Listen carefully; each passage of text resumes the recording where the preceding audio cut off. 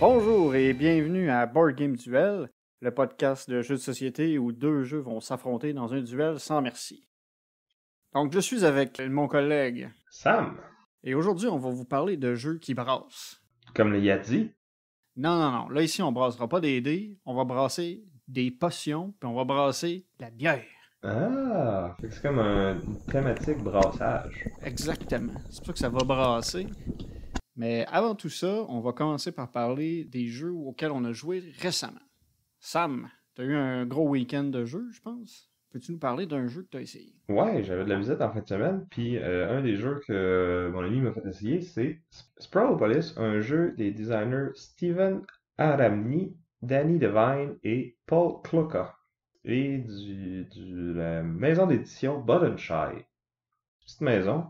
Ce jeu-là, en fait, il est dans la lignée qu'appelle les Wallet Games. Fait que c'est un défi qui sont donnés de faire plein de jeux avec des composantes minimales, là. C'est vraiment juste 18 cartes. Puis la boîte, c'est carrément un petit portefeuille là, que tu pourrais rentrer des cartes de crédit dedans, mais à la place, c'est les cartes du jeu. Le genre de jeu que tu peux traîner un peu partout sur toi pour pouvoir se faire essayer à plein de monde. Exactement. Sprawlopolis, c'est un jeu coop. Puis la thématique, c'est qu'on va développer collectivement une ville. Puis dans le fond, sur chacune des cartes, il va y avoir quatre différents types de quartiers de ville, si on veut. Là. Fait qu'il y a des quartiers plus industriels, des quartiers résidentiels, des parcs, etc., etc. Puis sur les cartes, il y a aussi des tronçons de route.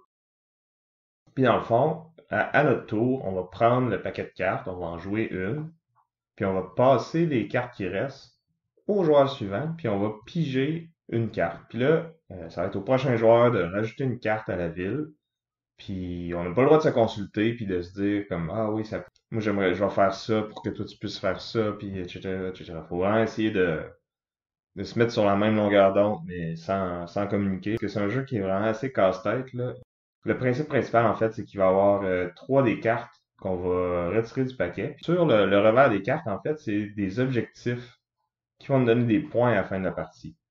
Fait que le jeu a vraiment une belle diversité là, parce qu'on a 18 cartes, on va en jouer 15 à chaque fois, puis il va y avoir trois objectifs différents parmi les 18.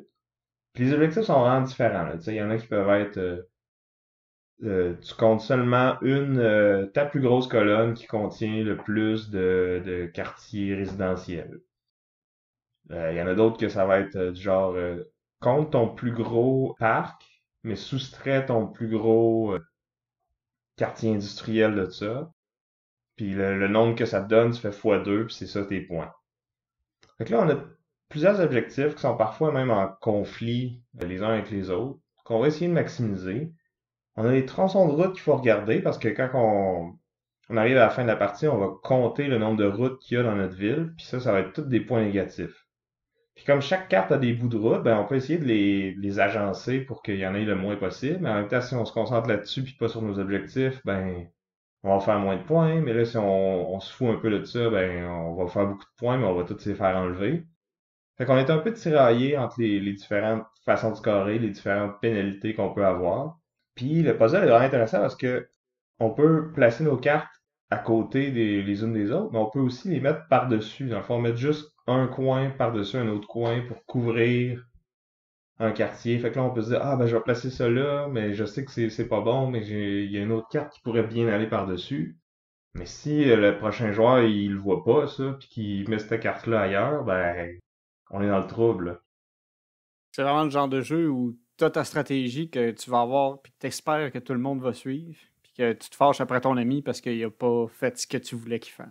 Ouais, c'est ça. Le jeu peut aller jusqu'à 4 joueurs, mais c'est ça qu'on disait avec mon ami Julien, c'est que on n'y jouerait probablement pas à plus que deux. À plus que deux joueurs, je pense que ça deviendrait trop chaotique, là, s'il y a 3 4 tours avant que ton tour à toi revienne, c'est dur d'avoir une stratégie à long terme, tu sais. Puis Puis c'est ça, le jeu, en fait, il fait partie d'une lignée, là. Il y en a, on a essayé aussi Agropolis, là, qui est un peu le même principe. Mais c'est des types de quartiers différents. Les objectifs qui scorent des points sont différents aussi, là. Ils sont un peu plus complexes, j'ai l'impression. C'est comme un standalone expansion, là. Donc, ils l'ont fait à la suite. Puis, il y a aussi des règles pour combiner les deux paquets ensemble puis faire une méga grosse agglomération. Fait que c'est ça, c'est des petits jeux qui se jouent rapidement, qui demandent quand même beaucoup de réflexion, puis je trouve que ça, on a beaucoup de jeux avec pas beaucoup de matériel, donc ça vaut la peine de le souligner, là. Puis si vous voulez voir de quoi les cartes ont l'air, là, j'ai mis des photos sur Instagram, vous pourrez aller regarder tout ça. Alors voilà pour Sprawlopolis et Agropolis de Button Shy Games et de Steven Aramini, Danny Devine et Paul Clocker. Toi, de ton côté, as-tu quelque chose à nous parler? Ouais, j'ai joué récemment avec ma blonde puis une de ses amies à un jeu québécois. Le jeu s'appelle Stay Cool, le jeu multitâche. C'est un jeu assez simple, mais qui te fait quand même réfléchir pas mal. C'est un jeu qui a été designé par Julien Santis, puis qui a été publié par Le Scorpion Masqué. Donc, quand tu joues à Stay Cool, quand c'est ton tour de jouer, tu as des personnes qui vont te poser des questions. Puis tu dois répondre à ces questions-là en même temps. D'un côté, tu as des personnes qui vont juste te poser des questions oralement, tu réponds oralement. Puis de l'autre côté, tu as des questions qui vont te poser auxquelles il faut que tu répondes avec des dés pour épeler le mot. Sur le dé, les différents dés ont différentes couleurs, puis ils ont des lettres dessus. Tu épelles le mot qui est la réponse, ou des fois, c'est exécuter une tâche particulière, comme empiler les dés dans un certain ordre, ou mettre toutes les dés d'une même couleur sur la même face. Tu as plusieurs questions comme ça, mais là, tu réponds aux deux questions en même temps. Fait qu'il faut que tu sois quand même assez allumé. Puis l'idée, c'est que pour pouvoir faire des points, il faut que tu répondes un peu... Il faut que tu répondes à beaucoup de questions des deux côtés. Dans le sens où le nombre de bonnes réponses que tu vas donner à chacun des deux paquets de questions vont te donner des chiffres qui vont se multiplier pour te donner ton score. Ok, c'est vraiment bon de bien performer des deux côtés. Tu peux pas comme juste focuser sur un. Oui, exactement, parce que si tu fais juste répondre aux questions orales, puis tu réponds pas aux questions des dés, du côté des dés, tu vas avoir un multiplicateur de 0, puis du côté des questions orales, tu peux avoir un multiplicateur de 5, mais 5 fois 0, ça va te faire 0 points. Fait qu'il faut vraiment que tu sois capable de jongler avec les deux. Comme ça a l'air facile, mais tu as une dimension de plus qui s'ajoute à ça, c'est le temps. Pour répondre aux questions, tu vas avoir un maximum de 4 minutes. Puis il y a combien de questions? Sur chaque carte, on va avoir 5-6 questions. Fait que t'as 4 minutes pour répondre à 5-6 questions. Ben, au total, c'est comme une douzaine parce qu'on a les deux sets de questions. Mm-hmm. Puis là, tu as 4 minutes. Sauf que tu as celle avec les dés, ça a l'air niaiseux, là, mais de devoir organiser des dés pendant que tu réfléchis à la question qu'on te pose, ça te demande un peu de gestion de ta façon de penser. Avec ça, tu as le temps. Le premier round est assez simple, c'est ça, tu as 4 minutes pour répondre au maximum de questions que tu peux. Au deuxième round, il faut que pendant que tu réponds aux questions, tu demandes à un autre joueur de rafraîchir le temps à chaque minute. Donc, tu as un sablier devant toi qui commence à se vider et il faut que tu dises à quelqu'un de renverser le sablier pour reprendre une minute. Puis tu peux le faire 4 fois, dans le fond, pour avoir tes 4 minutes. Fait qu'il faut que tu gardes un œil sur le sablier en même temps que tu as tes dés et que tu as tes questions qui se font poser. Ça, c'est le deuxième round. Puis tu as le troisième round où là, tu vois pas le sablier. Fait qu'il faut que tu calcules le temps dans ta tête en parallèle pour demander à quelqu'un de tourner le sablier que tu vois pas. Puis là, à tout moment, si dans le fond, dans le deuxième puis le troisième round, si tu fais pas tourner le sablier, tu es éliminé à ce moment-là, puis on calcule tes points. Ok, fait que ça se peut que tu aies moins de 4 minutes finalement. Ça se peut que tu aies moins de 4 minutes. En fait, le peu que tu en aies moins. Puis aussi, c'est à quel point tu es rapide puis que tu es timé sur ton appel au renversement du... Ouais, c'est ça. Tu pourrais le faire un peu plus d'avance, mais là, tu vas avoir moins de temps, mais tu risquerais moins de l'oublier justement. Puis... C'est ça. Puis c'était assez drôle parce que les deux premiers rounds, c'était moi qui dominais. Puis là, quand on m'a expliqué que le dernier, il fallait que je compte dans ma tête, puis qu'il fallait que je gère le temps, je suis vraiment pourri pour gérer le temps dans la vie en général. Puis je suis mort, j'ai même pas reviré le sablier une seule fois. Alors que à côté, il y avait ma blonde. Elle, les deux premiers rounds, ça s'est passé moyen. Tu sais, elle était un peu en retard. Puis le dernier round, elle a eu les retournements de sablier coup sur coup à la fin. C'était terrible. Elle a fait plus de points que tout le monde, peu importe le round, à ce round-là. Elle nous a tout explosé. Puis est-ce que les questions deviennent de plus en plus difficiles ou c'est le même set de questions pour les 3 rounds? C'est juste que ils viennent tous d'un pool Comme un C'est le même ouais, pour c'est les ça. trois. Ok, fait que fait qu'ils deviennent pas plus difficiles. Non. Les questions ne deviennent pas plus difficiles d'un round à l'autre. Fait que c'est ça. Fait que c'était pas mal de fun. Tu peux jouer avec pas mal n'importe quel genre de joueur à ce jeu-là. Tu sais, tout le monde va trouver ça drôle. Là. C'est comique de voir la première fois qu'on te pose une question puis que tu sais pas quoi faire avec tes dés. C'est un peu. C'est comique de voir quelqu'un figé en essayant de répondre à sa question. Tu pourrais jouer chaque combien de joueurs? Ça joue de 3 à 7 joueurs. Mais dans le fond, c'est juste que ça va être plus long avant que ça revienne à ton tour. Hein. Ouais. Le mieux, c'est vraiment, je pense, à 4 parce que tu as la personne qui répond aux questions, une personne qui gère le paquet qui doit se répondre avec les dés, une personne qui répond aux questions orales, puis un autre qui doit gérer le temps. C'est un peu le optimal parce que sinon, c'est que tu regardes les questions, puis il faut aussi que tu regardes le sablier pour dire quand il arrête. À 4, c'est optimal. Là. Ouais, chacun a sa petite tâche. Ouais. Ou répond aux questions. Mais tu sais, ça se fait bien à 3. Là. On était 3, puis c'était pas trop demandant pour les gens qui posaient les questions. Là. C'est bon. Dans le fond, est-ce que tu peux demander aux personnes de répéter les questions ou ils te les posent une fois puis il faut que tu t'en rappelles? Là? Ah oui, tu peux les répéter. Là. Ok.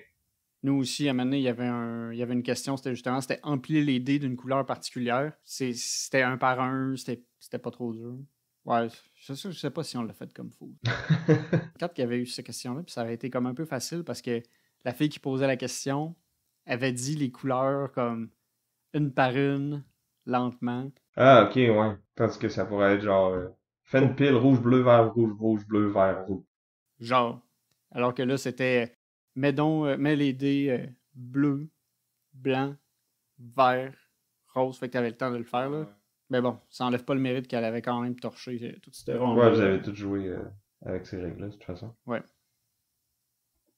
Bon, ben ça a l'air bien cool. Ouais, mais c'est ça. Fallait rester relax quand même. Même si t'avais chaud à la fin un peu.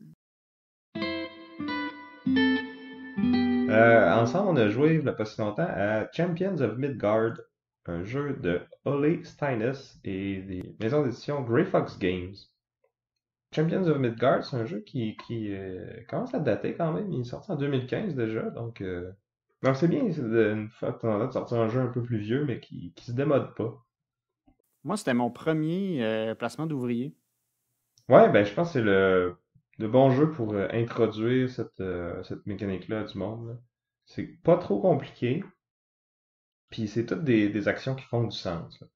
Parce que dans le fond, le concept du jeu, c'est qu'il y a un village de Vikings. On a chacun notre petit clan, puis le chef du village est mort.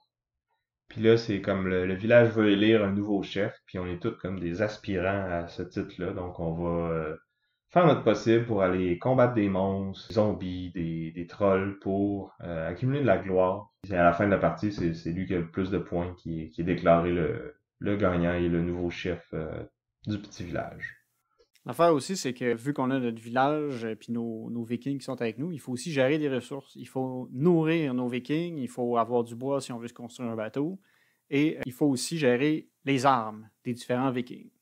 Ouais, c'est ça. Dans le fond, pour combattre les monstres, il va falloir utiliser des dés qui représentent les guerriers vikings. Puis là, il y a différents types de dés qui représentent les différents types de guerriers. Donc, il y en a qui ont des épées, des haches, des arcs, etc. Puis chacun des dés, dans le fond, va avoir des résultats possibles qui vont être différents. Donc, plus ou moins de chances de faire des touches contre les monstres.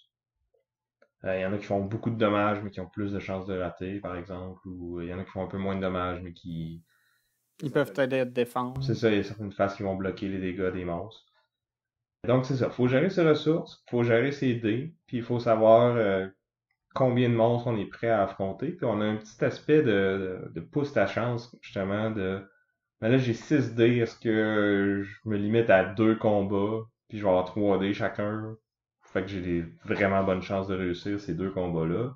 Ou est-ce que je pousse ma luck un peu, puis que là, je split ça en 3. Fait que là, je vais avoir juste 2 dés. Ça se pourrait que je perde mes combats. Parce qu'il y a quand même des façons de relancer ces dés-là. Fait qu'il y a un peu de mitigation, mais ces ressources-là sont quand même difficiles à avoir. Puis ça reste un relancer de dés. C'est pas garanti que ça va vraiment marcher. Non, c'est ça, exactement. Mais un aspect qui est cool avec l'expansion... Valhalla. Ouais, je crois que le nom c'est Valhalla, c'est ça. C'est que les dés qu'on va perdre au combat, vont nous donner des ressources qu'on va pouvoir dépenser pour euh, acheter des bonus, faire des points, etc. Donc, même si on pousse notre chance un peu puis que ça marche pas, ben au final, on perd pas tout, comme c'était le cas avec le jeu de base. Fait que c'est moins catastrophique de perdre un combat avec cette expansion-là. En fait, tu peux même décider de tenter ta chance au début, de pousser ta chance vraiment au maximum. Puis après ça, te reconstruire une stratégie en utilisant les dés que tu vas avoir perdus. Puis en allant acheter différents artefacts qui vont te donner des points supplémentaires en fin de partie ou même en cours de partie. Ouais, c'est ça. Puis tu peux même des fois faire exprès de perdre des dés justement pour pouvoir acheter ces trucs-là parce qu'ils sont vraiment bons. Puis tu sais, ça peut te donner. Tu sais, oui, tu perds du tempo parce que t'as moins de dés pour le combat d'après, mais si tu es capable de gagner assez de choses pour compenser, ben ça peut valoir la peine. Il y a aussi un petit aspect, une autre façon de faire des points en fait, c'est qu'il y a des objectifs cachés. Au début de la partie, chacun des joueurs va en avoir un. Puis là, tu sais, c'est vraiment de se spécialiser dans un type de ressources ou un type de monstre qu'on peut aller combattre. Puis, dans le fond, pendant le jeu, il y a un des emplacements d'ouvriers qui permet d'aller chercher d'autres objectifs. Donc, cet emplacement-là est quand même assez important. Il est convoité pendant la phase de placement d'ouvriers. Et donc, tu sais, pour ceux qui sont peut-être pas familiers, là, les placements d'ouvriers, c'est on place nos meeples, là, dans ce cas-ci, c'est des petits meeples de vikings, à certains endroits, puis ça nous permet de faire l'action de cet emplacement-là, mais les autres joueurs, généralement, peuvent pas aller au même endroit. Fait qu'il y a il y a des emplacements pour ramasser différents types de ressources. Chaque monstre qu'on veut combattre, c'est un emplacement aussi. Puis il y en a, c'est ça, qui permettent de dépenser des ressources pour gagner des bonus ou d'aller chercher d'autres objectifs cachés qui vont nous permettre de faire beaucoup de points à la fin de la partie si on est le meilleur dans cette catégorie-là. Fait que c'est un jeu où il y a vraiment plusieurs éléments à gérer pour essayer de maximiser son nombre de points. Fait qu'il faut penser justement. Il y a plusieurs combos aussi de cartes en combattant les. Je dis de cartes, mais dans le fond, plusieurs combos de monstres. Parce qu'il y a comme une dynamique, il y a des types de monstres. Des fois, on peut faire. On a des points supplémentaires si on tue des monstres de types différents, ou on fait plus de points avec des monstres pareils quand on a la carte objectif. Il y a vraiment beaucoup de façons différentes de faire des points dans le jeu. Ouais. C'est ça, on a parlé de l'expansion Valhalla, on avait aussi joué avec l'autre qui est The Dark Mountains. The Dark Mountains. Elle rajoute des emplacements de plus au plateau, des nouveaux types de monstres, des nouveaux types de dés. Mais je pense que je la recommanderais pas tant si vous jouez juste à 2, 3 ou 4 joueurs. Parce que en ajoutant les emplacements, ça fait que tu sais, il y a plus de possibilités de combattre, il y a plus d'options. Puis le fun tu sais, des worker placements, c'est que souvent, il y a de la compétition pour les emplacements. Fait que là, si on en ajoute plus, ben ça, tu sais, tu peux avoir un plan B qui est presque aussi bon que ton plan A au final. Fait Ben, tu vois, toi, tu vois ça comme quelque chose de négatif. Moi, je vois ça comme quelque chose de quand même positif parce que justement, tu as plus de flexibilité. Tu sais, des fois, si tu as centré ta stratégie sur quelque chose au début de la partie, puis là, ça se fait casser parce que tu n'es pas capable de placer ton ouvrier là où tu veux. Ben, tu as un plan de repli qui fait que tu peux quand même revenir. Fait que moi, au contraire, je trouve ça intéressant d'ajouter ces emplacements-là. ben, je trouve que ça enlève un peu de l'interaction. Parce que la seule interaction que tu as au final, c'est justement de compétitionner pour les spots d'ouvriers. Ou à la limite, si t'es capable de deviner c'est quoi les objectifs que les autres ont, tu peux essayer de compétitionner là-dessus, mais t'sais, encore là, Les chances de découvrir l'objectif de quelqu'un, c'est quand même faible parce qu'il y a beaucoup de types d'objectifs différents. c'est ça. Y a pas tant d'interaction entre les joueurs, fait que d'en enlever comme ça. En tout cas, moi, je pense que l'expansion est bien parce qu'elle rajoute aussi un cinquième joueur, fait que tu peux jouer jusqu'à 5, peut-être même 6 avec. Alors que dans le jeu de base, c'était jusqu'à 4. Donc, si vous jouez souvent à 5, ben, c'est sûr d'aller chercher cette expansion-là. Mais si vous en avez juste une à aller chercher, c'est vraiment Valhalla, là. Ben, c'est sûr que Valhalla, d'ajouter la dynamique des dés qui meurent puis que tu peux aller chercher des artefacts après, ça rajoute quand même un truc qui est pas mal intéressant. Puis, ça ajoute aussi, dans le jeu de base, on a des leaders différents qui ont chacun leur petit pouvoir asymétrique. Mais Valhalla rajoute un dé qui est lié à ce personnage-là, puis qui rajoute un autre pouvoir de plus. Donc, on est un peu plus distinct de nos amis. Donc, je pense que ça fait le tour pour Champions of Midgard. Là, maintenant, on peut aller brasser des vraies affaires. Fait qu'on va aller avec le duel. De mon côté, je défendrai donc le jeu Alchemist, un jeu qui est paru en 2014, qui a été designé par Matthus Kotri. Et c'est publié par les éditions Czech Games Edition. Donc, Alchemist, c'est un jeu de placement d'ouvriers aussi, qui se joue de 2 à 4 joueurs. En plus de la composante placement d'ouvriers, on a un aspect déduction.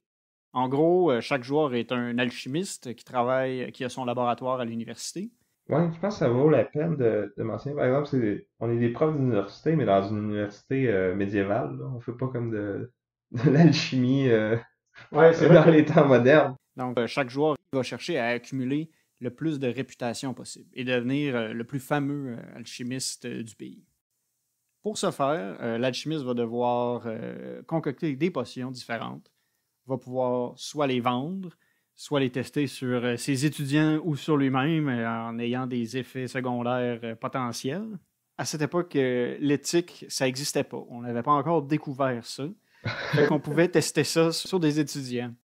Puis comme tout bon scientifique, tout bon alchimiste à l'université, on a aussi le mandat de publier les résultats de nos recherches. C'est qu'en goûtant et en testant différentes potions sur les étudiants et nous-mêmes, on va apprendre des informations sur les propriétés alchimiques des différents ingrédients. Lorsqu'on a accumulé assez de connaissances sur ces ingrédients-là, on peut après ça publier nos résultats. Donc, dans le jeu, on a 8 ingrédients, puis en faisant des compositions de 2 de ces ingrédients-là, on va obtenir une potion. Ouais, puis il y a comme une application qui va faire un espèce de random generator au début de la partie qui va déterminer quelles sont les propriétés de chacun de ces éléments-là. Fait que ça fait aussi que d'une partie à l'autre, mélanger 2 ingrédients particuliers ne va pas nécessairement donner le même résultat. Fait que ça rajoute justement de la jouabilité au jeu, parce que sinon... C'est ça, c'est une rejouabilité infinie parce qu'on le reset à chaque fois. Puis...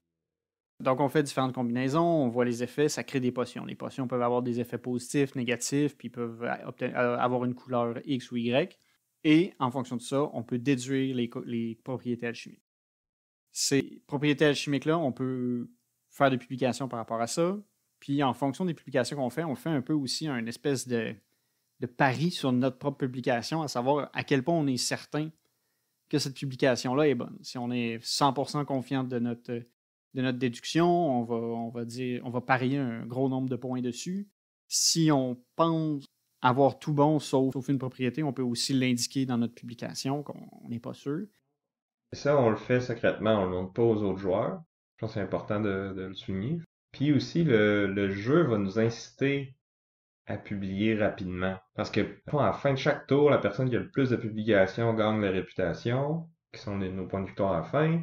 Après certains tours du jeu, si on n'a pas un certain nombre de publications, on perd la réputation. C'est le publish or perish. Ouais, c'est vraiment... Puis c'est insidieux, tu sais, ça nous pousse un peu à comme publier, même si on n'est pas sûr de nos résultats. Ce qui est vraiment... Tu sais, on est tous deux des scientifiques dans la vraie vie. Pour moi, tu sais, ça hit un peu close to home, là. Ouais, on peut se reconnaître dans le sens où il y a une pression à publier, mais par contre, il y a aussi le revers de la médaille. C'est qu'à côté, on peut, si les autres joueurs qui vont aussi faire leur propre déduction, puis vont se faire une idée sur les propriétés chimiques des différents ingrédients, ils peuvent trouver une faille dans notre déduction, puis voir qu'en fait, on peut s'être trompé. Et il y a un emplacement où, justement, on peut réfuter un papier pour faire en sorte qu'il soit rétracté. On peut aller voir, on peut utiliser l'application pour vous dire cette combinaison-là n'est pas bonne. Et l'application peut, dans le fond, mettre à jour le fait que la première personne qui avait publié sur un tel ingrédient était dans le champ et que c'était de la mauvaise science. Puis là, à ce moment-là, la personne qui va avoir publié des faussetés va perdre la réputation et la personne qui va avoir démontré que c'était des faussetés va gagner de la réputation. Ouais. En fait, t'en perds pas si t'avais dit, genre, ça se peut que je me trompe sur le rouge, puis que c'est vraiment sur le rouge que tu t'es trompé. Ouais, si t'avais mis de l'incertitude. C'est ça. Fait que t'as cet aspect-là, il faut que tu publies rapidement, mais il faut quand même que tu sois pas mal sûr de ce que tu fais, parce que sinon tu peux perdre des points en fin de partie et en cours de partie si jamais tu t'es trompé. Un autre incitatif à publier rapidement, c'est que tu peux aussi avoir des subventions. Donc, si tu es le premier à publier 2 articles sur sélection d'ingrédients particuliers, tu peux obtenir une subvention par rapport à ces ingrédients-là. Ça te donne des points supplémentaires en fin de partie, puis ça donne aussi de l'argent, parce qu'il faut de l'argent pour pouvoir acheter différentes composantes. Et publier, comme dans la vraie vie. Un autre élément, par contre, qui là n'est pas dans la vraie vie, c'est qu'on peut aussi aller acheter des artefacts. Les artefacts vont nous permettre d'avoir certains bonus ou tout simplement avoir gagné de la réputation directement. On a aussi des acolytes qui peuvent être recrutés dans notre équipe. Les acolytes, c'est des cartes à usage unique qu'on peut mettre sur le jeu pour avoir un effet qui peut nous aider. Entre autres, ça peut dire que quand tu vas vendre ta potion, c'est pas grave si t'as pas la bonne couleur. Tant que t'as le bon signe, c'est comme si c'était la bonne potion. Il y en a qui te permettent d'avoir plus d'ouvriers dans un tour. Il y en a qui te permettent de jouer avec l'ordre du tour. Parce que l'ordre du tour est super important, ce jeu-là. Sans rentrer trop dans les détails, mais à chaque tour, dans le fond, on va essayer de se placer sur la piste d'ordre du tour. Puis plus on va être premier, moins qu'on va avoir des bons bonus.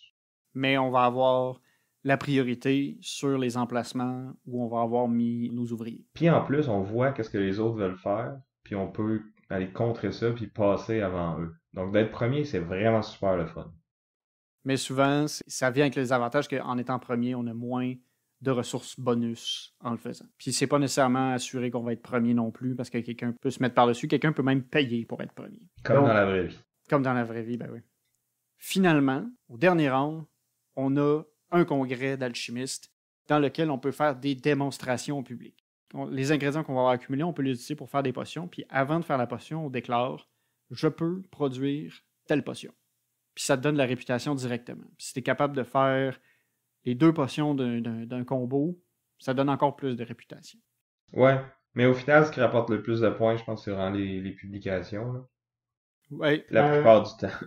Ouais, comme tu dis, c'est que on dit la plupart du temps en fait, parce que la dernière fois qu'on a joué, j'ai gagné de façon peu orthodoxe. Je n'ai pas publié, mais j'ai fait un espèce de combo particulier d'artefacts. Là. J'ai été chanceux sur les artefacts qui étaient sortis, qui étaient en jeu. Ben, tu dis que t'étais chanceux, mais en même temps, on les voit au début de la partie. Ouais. Puis on y a accès toutes les deux, donc t'as fait le choix de prioriser ça. Puis moi, je suis un peu laissé faire, au fond. Ouais.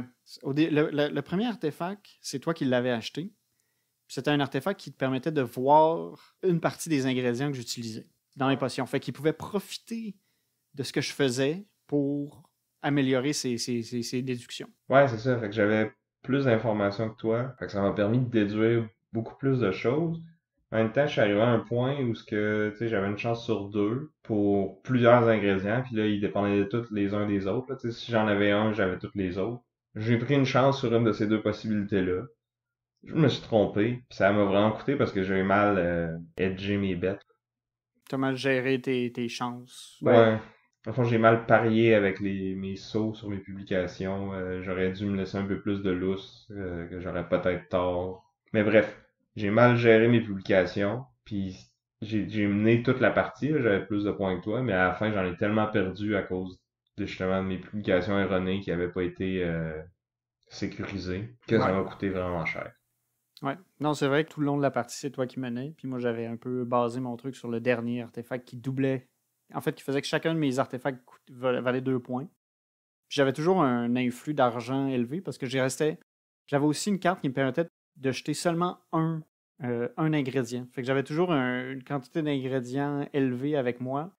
Puis je refaisais tout le temps les mêmes potions. Puis j'ai été chanceux parce que j'ai eu des bonnes combinaisons au début que j'ai pu vendre. Puis j'ai vendu tout le temps à plein prix parce que j'avais toujours exactement la potion qui était en demande.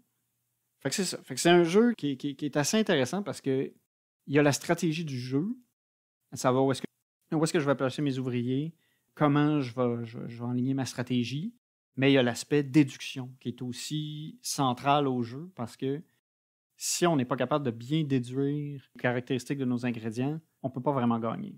Ouais. Il y a un petit aspect de chance aussi dans ce jeu-là. Tu sais, les plus puristes là, qui veulent des euros sans aucun hasard vont peut-être pas l'aimer parce que pour être compétitif, le jeu nous incite à prendre des chances, justement. Tu sais, si t'es à 50-50 sur cet ingrédient-là, il y a 2 possibilités. Mais j'ai intérêt à comme essayer de vendre une potion avec, puis que si c'est la première possibilité, ben je vais faire plein d'argent, puis si c'est pas la bonne possibilité, ben là, je fais pas d'argent, je perds de la réputation. Ou je vais publier un peu plus tôt que qu'est-ce que j'aurais pu. Tu sais, j'aurais pu faire un test de plus pour être vraiment certain, mais finalement, je décide que je veux publier maintenant parce que sinon, je tombe en arrière de tout le monde. Puis là, en plus, quand les autres commencent à publier, si je veux publier sur la même chose qu'eux, il faut que je les paye aussi. Fait que c'est ça, le jeu nous incite à prendre des chances. Puis des fois, c'est des 50-50, puis tu sais, ça peut arriver des parties que toutes nos 50-50, on les perd. Comme d'autres fois, on va toutes les gagner. Fait que tu sais, je pense que plus souvent qu'autrement, le meilleur joueur va probablement gagner, ou celui qui a le mieux joué, qui avait la meilleure stratégie. Mais ça peut arriver une fois de temps en temps que tu sais, la chance roule pas pour nous. Ouais. Puis en même temps, c'est aussi une chance que c'est un peu toi qui gère à quel point tu vas prendre une chance. Tu peux décider d'attendre avant de faire ta publication puis de dire je veux vraiment être sûr. T'es pas absolument obligé de le faire. Tu sais, c'est. Ben, mon point, c'est que tu veux être compétitif, puis que les autres joueurs, ils prennent des chances, puis que les autres, leurs chances payent. Ils prennent 2, 3, 50-50, puis ils ont les 3 fois, puis toi, t'en as pas pris, ben, je pense pas que t'as des vraies bonnes chances de gagner. Ouais. Bon, là on dit ça, mais techniquement, moi, j'ai gagné puis j'ai pas pris de chance. Ben, t'as pris la chance que moi, j'aille pas chercher les mêmes choses que toi. C'était une semi-chance parce que dès le début de la partie, t'avais dit j'ai jamais vu personne gagner avec les artefacts. Fait que je savais que t'allais pas aller là après ça. Ben, non, c'est pas vrai que tu peux pas... Ben, en tout cas, que c'était pas. Que tu pouvais pas baser ta stratégie juste là-dessus. Ouais, ça, c'est plus vrai. Mais oui, faut que t'en achètes au bon moment, c'est ça, faut que t'achètes les bons, puis... C'est ça. Bref, je pense que ça fait un peu le tour de Alchemist. Peut-être mentionner que le jeu, il y a une expansion. Oui, King's Golem, dans le fond, ça rajoute des emplacements où mettre tes ouvriers, puis il faut que tu essayes de construire un golem sur le côté. Moi, je l'ai pas essayé. Moi non plus, je serais curieux de le faire. Mais il y a quand même beaucoup de stock dans le jeu déjà. Je sais pas si d'en rajouter, ça... À moins d'y jouer vraiment beaucoup, là. Ouais. Je t'avoue que, tu sais, des fois, dans certains jeux, tu te dis, il manque comme telle dimension. Là, j'ai pas ce sentiment-là avec Alchemist. Je le trouve déjà bien comme ça. C'est sûr que, tu sais, je dis ça, mais je peux pas savoir qu'est-ce que je Ouais, qu'est-ce manque, qu'on là. manque, c'est ça. Fait que c'est pour ça que je dis, je serais curieux de l'essayer, mais j'ai pas l'impression, comme tu dis, j'ai pas l'impression qu'il manque quelque chose au jeu. En plus, il y a un mode que t'as pas essayé encore, toi, je pense, qui est un mode expert.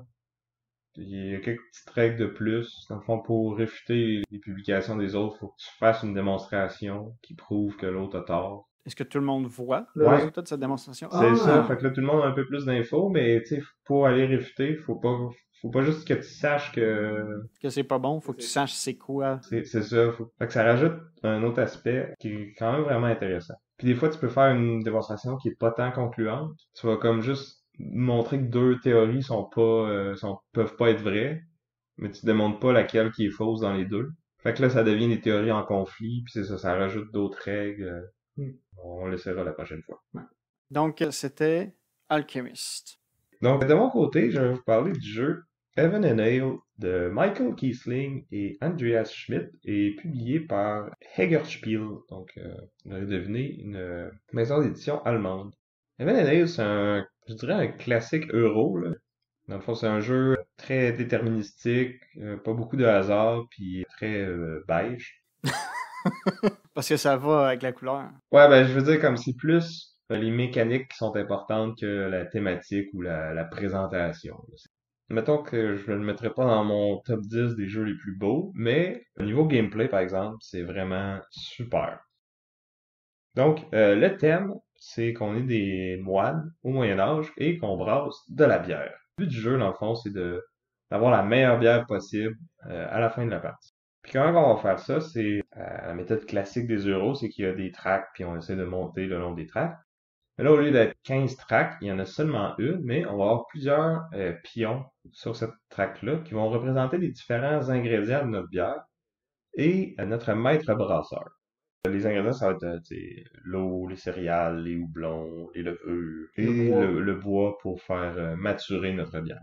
Puis ils vont tous commencer à certains niveaux différents au début de la partie. Puis avec nos actions, on va essayer d'aller monter ces ingrédients-là le plus haut possible. Puis comment qu'on va faire ça en fait, c'est que Le jeu, en fait, c'est une immense rondelle ou rondelle. Et dans le fond, le board, c'est une espèce d'ellipse. C'est un petit circuit qu'on peut faire. Puis, à chacune des cases de ce circuit-là, il va y avoir certains trucs qu'on peut acheter ou certaines actions qu'on peut faire. La twist, c'est qu'on peut aller aussi loin en avant qu'on veut le long de cette piste-là, mais on peut jamais revenir en arrière. On doit toujours aller vers l'avant. On se demande toujours comme ah, ce spot-là, il est vraiment intéressant. Est-ce qu'il va être encore disponible à mon prochain tour? Probablement, mais si je veux être sûr, faudrait que j'y aille tout de suite. Mais là, si je vais tout de suite, je laisse plein de trucs en arrière que les autres vont pouvoir ramasser puis que moi, j'aurai pas accès. Fait que c'est tout le temps comme ah, je veux ça, mais est-ce que c'est le bon moment d'y aller ou pas? Puis là, finalement, tu y vas pas, puis là, le joueur d'après, il y va, puis t'es fâché, puis c'est... Puis les différents spots, en fait, c'est qu'il va y avoir, on va pouvoir acheter des tuiles qui correspondent aux différents ingrédients, puis on va les placer sur notre plateau personnel. Puis notre plateau personnel, il y a deux côtés. Il y a un côté clair qui va permettre, quand on place des tuiles dessus, d'améliorer nos différents ingrédients. Puis il y a un côté obscur où là, on va placer des ingrédients qui sont peut-être de moins bonne qualité. Fait qu'on n'utilisera pas pour faire de la bière, mais on va les revendre pour faire de l'argent. Le côté obscur de la bière. C'est ça. L'argent dans ce jeu-là est super serré. On est tout le temps, on voudrait tout le temps en avoir plus. On n'a jamais tout à fait assez pour faire les actions qu'on voudrait. Parce que les tuiles coûtent quand même assez cher, là. Les tuiles ont différentes valeurs.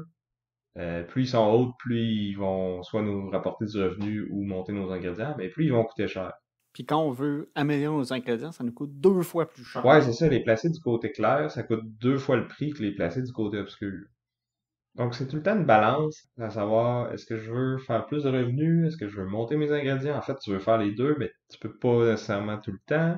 Puis c'est pas tout les acheter, mais tu peux les acheter puis les mettre dans ton sur ton plateau, mais c'est pas comme ça qu'ils vont faire du revenu ou améliorer tes trucs. Les tuiles prennent pas effet au moment où tu les mets. Il faut les activer. C'est ça. Il y a certains spots sur la carte qui permettent d'aller chercher des disques qui vont te permettre d'activer les tuiles que tu as déjà placées. Puis ces disques-là, ils sont très limités dans les endroits que tu peux les placer. Donc j'ai un spot pour activer par exemple tous mes bois, peu importe du côté qu'ils sont. Ou j'ai un spot qui va activer toutes mes moines d'un certain type. Les moines qui sont d'autres types de tuiles qu'on peut aller acheter puis qui vont servir à améliorer notre maître brasseur. Puis qui est aussi la seule façon autre que les disques d'activer d'autres tuiles. Ben, en fait, il y a une troisième façon, c'est que il y a certains emplacements sur ton board que tu peux pas mettre de tuiles dessus. Quand t'entoures ces emplacements-là, dépendamment des nombres que tu as placés autour, ça va te permettre d'activer un certain nombre de tuiles. Puis ça va aussi te permettre de monter ton maître brasseur. Fait que c'est assez poussé comme réflexion qu'il faut que tu ailles à chaque fois parce qu'il faut que tu te dises OK, là j'ai besoin de quoi, puis où est-ce que je vais la placer, puis est-ce que de la placer à cet endroit-là, à ce moment-ci de la partie, ça va faire en sorte que je pourrai plus le réutiliser plus tard, ou justement, c'est si je le force, si je la place là, il va falloir que je me place de façon à pouvoir le réactiver parce que j'ai plus d'autres options pour l'activer. C'est cool parce que tu as comme la construction de ton champ, puis la gestion des tuiles que tu achètes. C'est... Ouais, dans quel ordre tu vas les activer? Tu peux aller chercher ces trucs-là rapidement. Parce qu'en plus, t'as comme des trucs qui sont pairés, puis là, quand tu réussis à faire tes deux activations sur cette paire-là, ça te permet d'obtenir une des cartes bonus qu'on a au début de la partie. Ce sont des bonus qui sont vraiment bons, là. Ils donnent beaucoup d'argent, qui permettent de monter une de tes ressources beaucoup, de monter ton maître brasseur. Fait que tu veux un peu tout faire ces choses-là, mais en même temps, plus vite tu actives tes choses, moins tes activations sont bonnes parce que t'as moins acheté de trucs. Et c'est double tranchant parce que tu peux faire une seule activation d'un seul type dans toute la partie. C'est ça.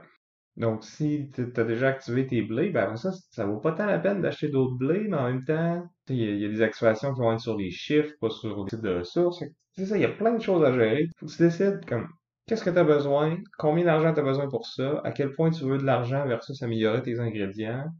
En fait, à quel point t'as besoin d'argent. Parce que ce que tu veux vraiment faire, c'est améliorer tes ingrédients. Parce que l'argent, il sert à rien d'autre que d'acheter des tuiles, mais comme acheter des tuiles, c'est primordial pour faire ces choses-là.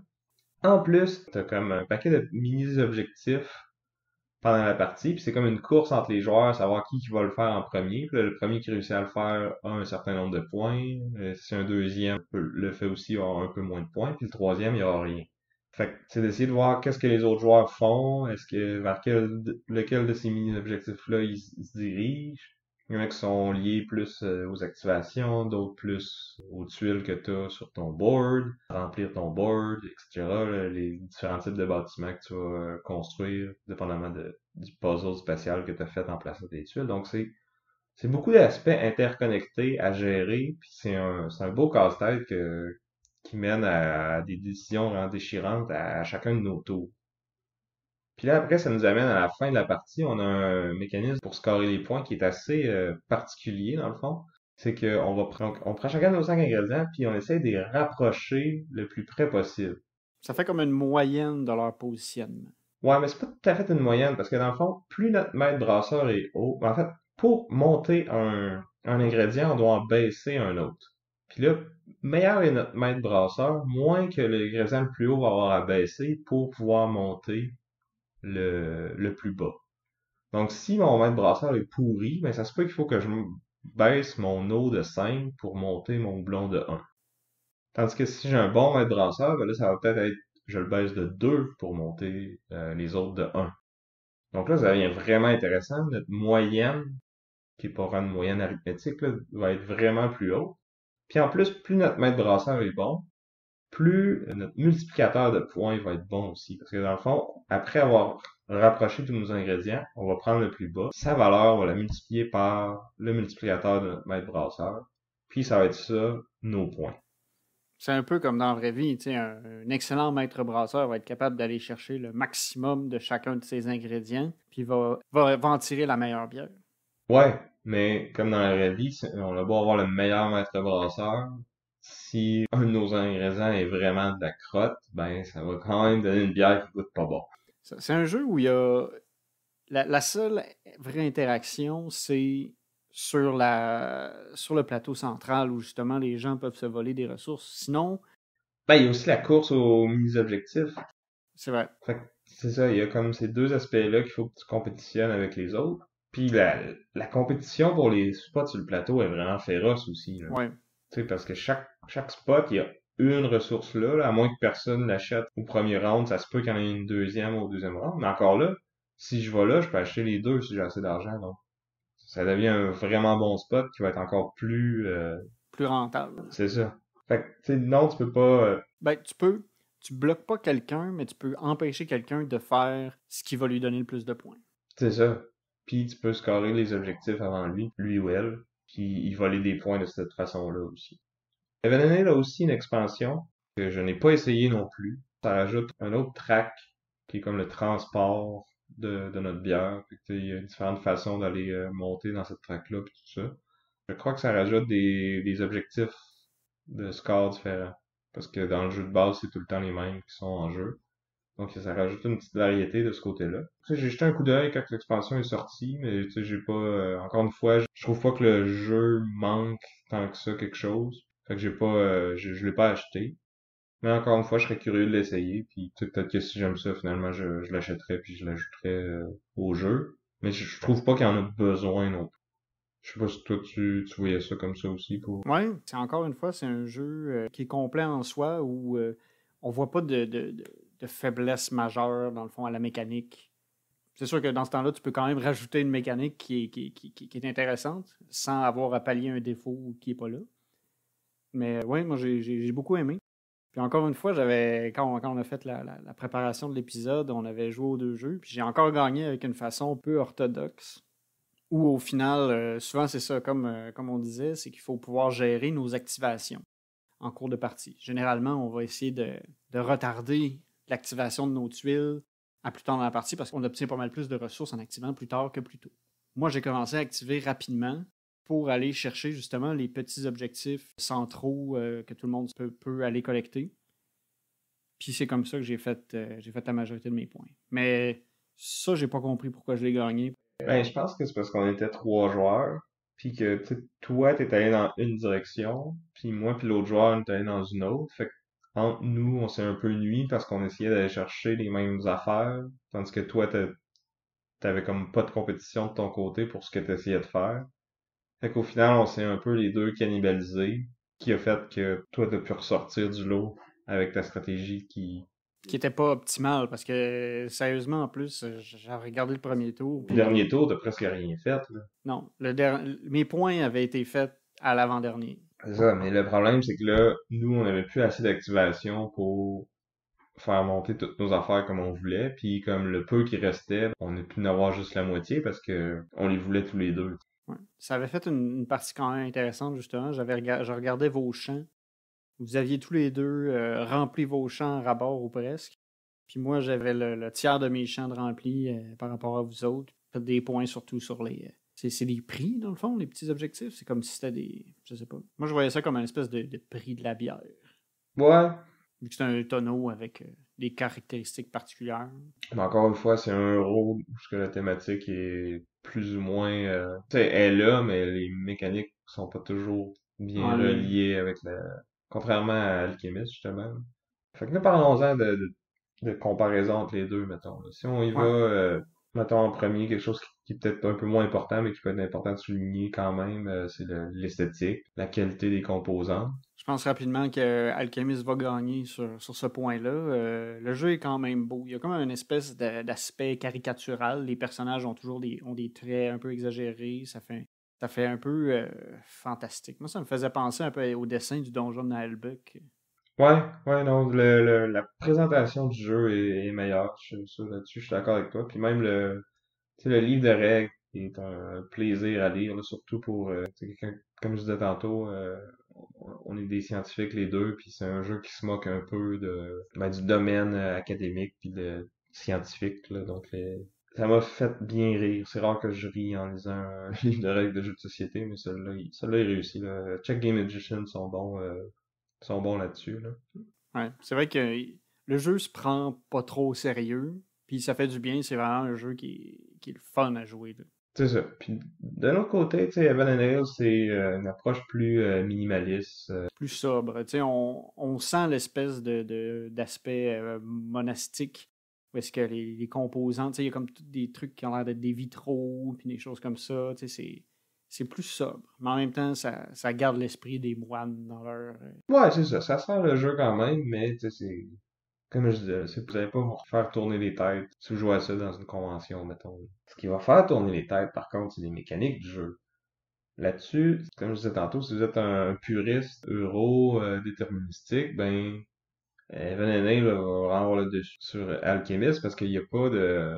Il n'y a pas vraiment d'éléments de chance. Ben, il va y en avoir sur, mettons, quelles tuiles qui vont sortir, puis dans quel ordre. Mais c'est ce qu'on appelle, en anglais, il parle de input randomness versus output randomness. Donc, à quel moment est-ce que le hasard est? Est-ce que c'est avant que je prenne mes décisions ou après que j'ai pris ma décision? Parce que c'est ça, tu planifies ton tour en fonction de ce que tu vois. C'est pas ce que tu fais qui va avoir un effet aléatoire. C'est ça. Dans Evan and Hale, il y a du hasard, je vois le résultat de ce hasard-là, je planifie mes actions en fonction de ça. Versus dans Alchemist, prends mes décisions, je fais mon action, et là, l'application va appliquer le petit côté inconnu, hasard, puis il va me donner un résultat. Ouais. Mais dans un sens, le hasard dans Alchemist vient vraiment surtout du fait c'est quelle combinaison d'ingrédients donne quelle potion. Puis les cartes que tu peux obtenir, dans le fond, des ingrédients. Ce que je veux dire, c'est que les ingrédients que tu as disponibles, tu en as quand même une bonne sélection par rapport au fait que tu as 8 ingrédients différents, tu en as 6 qui sont toujours disponibles, plus la pioche. Ouais, là, je te donnerais plus sur, mettons, tu sais, quand tu testes une potion, en fin de partie, c'est sûr que tu as plus d'infos, fait que là, c'est plus facile de mitiger ce hasard-là ou de le diriger ou de t'arranger pour que peu importe le résultat, ça fit. Mais en début de partie, quand tu mélanges deux ingrédients ensemble, chaque ingrédient, dans le fond, a comme son opposé total. Fait que là, si tu mélanges les deux ensemble, ça fait de la soupe, ça fait rien. Fait que là, si tu fais ça en début de partie, c'est ton premier mélange, là, tu viens de gagner zéro info. À part que tu sais que les deux sont opposés, mais tu sais pas comme. Parce que normalement, si tu fais une potion, ça te donne un moins bleu, ben tu sais au moins que les deux ingrédients que t'as mélangés, ils ont un moins bleu, puis qu'il y en a un là-dedans qui c'est un gros, puis l'autre c'est un petit. Fait que tu sais, après ça, si t'es capable d'aller déduire autre chose, tu fais un autre mélange avec le même ingrédient, ben c'est comme ça que tu vas Comme... Tu vas bâtir un peu ta connaissance de tes ingrédients. Ça, tu vas réduire tes possibilités. Mais si au début de la partie, tu fais juste, par malchance, tomber sur des ingrédients qui s'annulent complètement, mais là, tu gagnes zéro info. Oui, quand tu vas gagner plus d'infos plus tard, dès que tu vas savoir un, tu vas automatiquement savoir l'autre, mais ça va te prendre plus de temps avant d'avoir de l'information, justement. Autre mécanique aussi, c'est quand tu testes une potion sur toi-même, tu as une chance sur deux que ça te donne un résultat négatif, puis là, tu vas avoir une conséquence au tour d'après, dépendant de c'est quoi la couleur de potion que ça a donné. C'est vrai que ça peut faire mal. Parce que t'en as une, c'est carrément, tu commences dernier, peu importe. Il y en a, c'est tu perds la réputation. Puis il y en a un autre que c'est tu perds un ouvrier. Hmm. Ça fait vraiment mal. Dans un placement d'ouvrier, perdre un ouvrier, ça coûte cher. C'est ça, parce qu'il n'y a pas beaucoup de tours, il y a 6 tours en partie. Fait que là, c'est une action de moins que tu fais. T'en as pas beaucoup des actions. C'est vrai que si on parle justement de l'aspect aléatoire puis l'effet du hasard sur la partie en tant que telle, c'est vrai que sur cet aspect-là, Evan and Hill est peut-être supérieur parce que il est plus proche, c'est ça, d'un euro classique. Mais tu sais, il y en a peut-être pour qui ça va plaire justement de rajouter un petit aspect de pousse ta chance, d'inconnu. Pour l'aspect utilisation de sa propre thématique. Je pense qu'on en a discuté un peu en cours de route, mais je pense que Alchemist utilise plus sa thématique, un peu ridiculiser l'académie, faire des potions, avoir des effets bizarres en l'apprenant. Je trouve que la thématique est vraiment partout dans le jeu. Ouais, je suis d'accord avec toi, elle est mieux intégrée au jeu, mais je trouve aussi qu'elle est peut-être pas aussi accessible. T'sais, nous, on aime le jeu parce que justement, on est dans ce milieu-là, on trouve ça drôle d'en rire. Quelqu'un qui, tu sais, qui a pas fait d'études là-dedans ou qui a pas, tu sais, qui a pas baigné là-dedans, ça va peut-être être un peu des références, tu sais, c'est un peu des inside jokes que, d'une gang que tu connais pas, si on veut. Ouais, mais si tu joues à Evan and Ale, Mettons qu'il y a plus de gens qui boivent de la bière qui sont académiciens scientifiques. peut-être. Sauf que au lieu de s'appeler Evan and Ale, ça aurait pu s'appeler genre Streets and Building. Genre, au lieu d'améliorer ton eau, ta levure puis tes céréales, t'aurais pu améliorer ton béton, ton armature puis ton verre. Puis là, au lieu d'avoir un maître brasseur, t'aurais eu un ingénieur civil. Ouais, c'est vrai que le thème est un peu comme collé sur le jeu, mais justement, je trouve que le fait que le thème soit là ou pas, tu sais, ça change pas tant que ça. Tu sais, ce qui va parler, c'est vraiment le jeu en tant que tel. Fait que peu importe le thème que tu y mets, le jeu va être bon parce que justement, ses mécaniques sont bonnes. Puis encore là, je pense que c'est une question de préférence. Là, il y a des gens qui aiment les jeux plus thématiques qui vont peut-être moins aimer là-dessus, mais il y a des gens qui trippent plus mécanique qui vont prendre préférer Evan versus Alchemist, je pense. Ouais. Mais l'aspect de déduction dans la mécanique, je trouve ça quand même rafraîchissant parce que c'est pas juste de savoir qui va être capable d'appliquer les règles mieux, c'est aussi celui qui va être capable de soutirer de l'information de ce qu'il va voir avec l'abrassage de ses potions. Ouais, puis même ce que les autres voient, ce que les autres brassent en fait, t'es capable d'aller chercher de l'information aussi, tu sais, qu'est-ce qu'ils publient, t'es jamais certain s'ils bullshit ou pas, mais ça peut quand même te donner de l'info. Il y a comme une couche de plus, t'es capable de faire des bonnes déductions. Tu sais, oui, il y a des choses qui sont évidentes quand tu mélanges deux choses, mais si tu as un bon esprit de déduction, tu vas être capable d'aller chercher encore plus d'informations que juste ben ça c'est un moins vert, tu sais. C'est ça. Puis ça, je trouve ça bien parce que ça rajoute, c'est ça, comme tu disais, ça rajoute une couche supplémentaire qui te fait un peu te creuser la tête d'une façon différente de ce qu'on fait habituellement dans un jeu de société plus classique, Ouais. comme Evan and Ale. Mais en même temps, tu sais, le diagramme de Venn de gens qui aiment les euros, worker placement, puis ceux qui aiment les jeux de déduction. Ouais, il doit pas avoir beaucoup de connexion entre les trois, là. C'est ça, fait mais pour ces gens-là, Alchemist, c'est parfait, mais tu sais, si on y va pour de quoi qui est plus accessible, qui va rejoindre un plus large public, je pense que Evan and Hill est mieux. Parce que justement, il se focus sur un aspect en particulier, puis il le fait bien. Puis il y a d'autres jeux, tu sais, aussi, qui vont vraiment focuser sur la déduction, puis qui vont bien le faire aussi. Puis, tu sais, on a parlé de Cryptid dans un épisode récent. Tu sais, lui, c'est purement de la déduction, presque rien d'autre. C'est vrai. C'est vrai que des fois, de combiner des mécaniques, ça en dilue une par rapport à l'autre. Puis ça peut rebuter les gens. C'est ça. Honnêtement, je trouve que Alchemist le fait bien. Puis, tu sais, j'aime beaucoup ce jeu-là aussi, là. Je vais juste le noter pour nos auditeurs qui pourraient peut-être pas faire partie de ce diagramme d'Evan-là, puis qui pourraient vouloir voter pour Evan Haney à cause de ça. Mais je dois avouer que c'est ça. J'aime bien Envenenum, puis j'aime beaucoup sa façon de faire les points en fin de partie. Parce qu'il faut vraiment que tu trouves une balance, tu trouves un équilibre dans la qualité de tes ingrédients puis ton maître brasseur. Puis je trouve ça bien parce que ça fait que tu dois vraiment tout gérer un peu de façon équilibrée.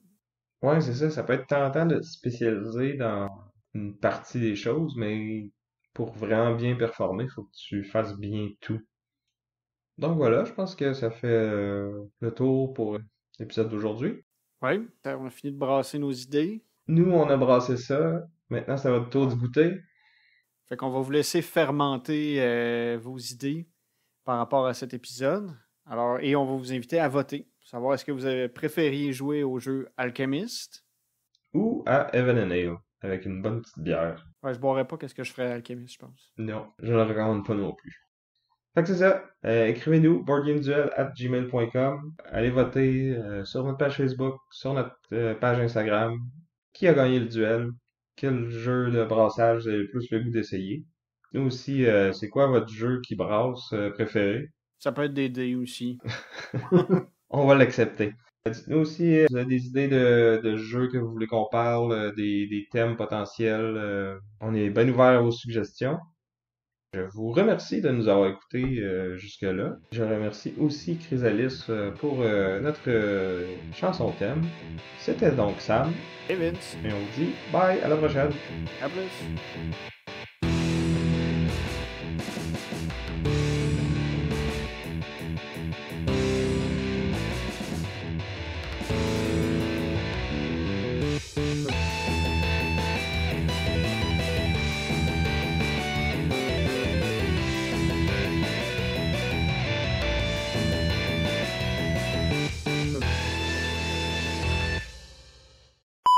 Donc, aujourd'hui, je suis avec mon hôte. Je vais peut-être le reprendre. Wouhou, déjà nos premiers bloopers. Ça part bien. Il arrive tôt. Hein. C'est Sprawlopolis. Sprawlopolis, c'est un jeu qu'il faut que je regarde sur Board Game Geek. Mais avant de parler de tout ça, on va commencer à jouer. On va commencer à jouer. Bon. Ouais, on va arrêter d'enregistrer, on va jouer, puis on revient plus tard. Ciao, bye, bonne semaine.